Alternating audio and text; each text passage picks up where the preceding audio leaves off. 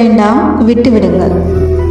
இந்த உலகத்தில் வாழ்கிற நாங்கள் எல்லாருமே சில நேரங்களில் சில உறவுகளை நாங்கள் இழிவுபடுத்தியிருப்போம்.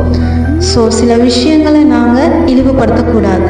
அது என்ன மாதிரியான விஷயங்கள் என்று சொல்லி நான் உங்களுக்கு இப்போ சொல்கிறேன்.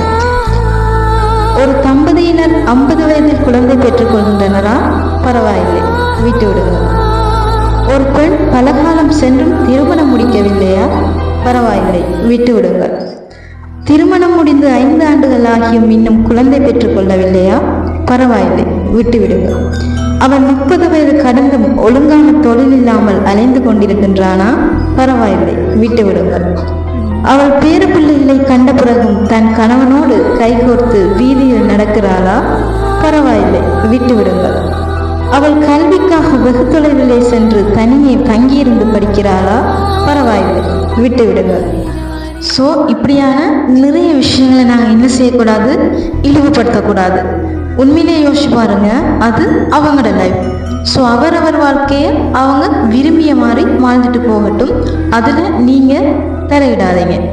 உண்மையிலே பார்த்தீங்கன்னு சொன்னால் அவங்களுக்கு வெளியில் சொல்ல முடியாத, உங்களால் கற்பனை கூட பண்ண முடியாத நிறைய சோகங்களும் துயரங்களும் இருக்குது. ஸோ நீங்கள் என்ன செய்யணும்னு சொன்னால், அவங்கள கண்டீங்கன்னு சொன்னால் ஒரு புன்னகையோட உரையாடுங்க.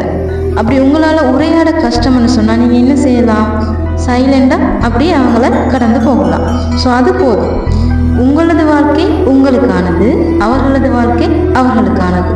புறம் பேசி அலைவதை விட இத்தகைய மனநிலை அமைய பெற்றால் நாம் அனைவரும் உயர்ந்தவர்கள் தானே.